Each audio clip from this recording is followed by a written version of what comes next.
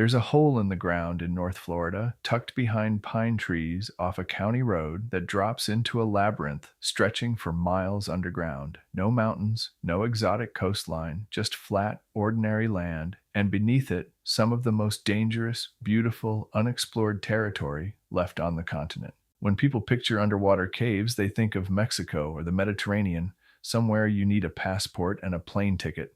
But the truth is, a lot of this is in your backyard. The United States sits on top of an enormous amount of it. Florida alone is riddled with flooded caves. The state is basically a slab of limestone, and limestone dissolves. Rainwater seeps in, eats away the rock over thousands of years, and carves out passages that fill with crystal clear groundwater. The result is a system of springs: Ginny Springs, Devil's Eye, Peacock Springs, Wakula, where the water is so clear it looks like the divers are floating in air. Some of these systems connect for miles underground, tunnels branching into tunnels, and cave divers are still mapping passages nobody has ever seen. And it's not just Florida. There's the Bonne Terre mine in Missouri, a flooded lead mine turned into the largest underwater dive park in the world.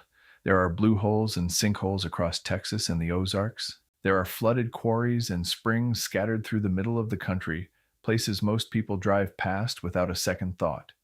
If you're new to the channel, by the way, there's a thing called the vault in the description you should check out before you go. Here's the part that makes my writer brain light up. These places are strangely accessible, and that's exactly what makes them so dangerous. A lot of open water divers get certified on a warm reef, feel confident, and then wander into a cave because the entrance is right there and the water is inviting. And that's how people die. A cave is not open water. You can't just swim up if something goes wrong. There's solid rock above you. Silt kicked up by a careless fin stroke can drop visibility to zero in seconds, so you're suddenly blind inside a stone maze. Lights fail. People lose the guideline.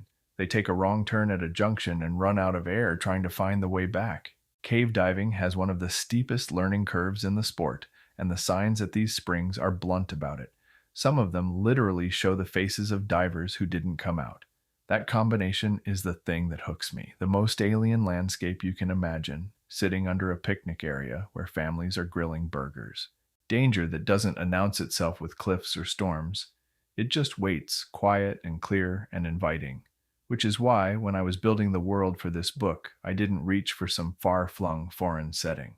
I set it right here, in that ordinary American landscape, because the scariest peril isn't the one on the other side of the world.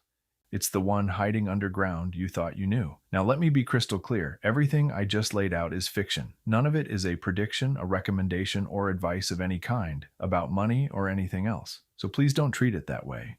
But in a tech world moving as fast as ours, ideas like these aren't as far off as they sound. And that's exactly what makes them worth thinking about.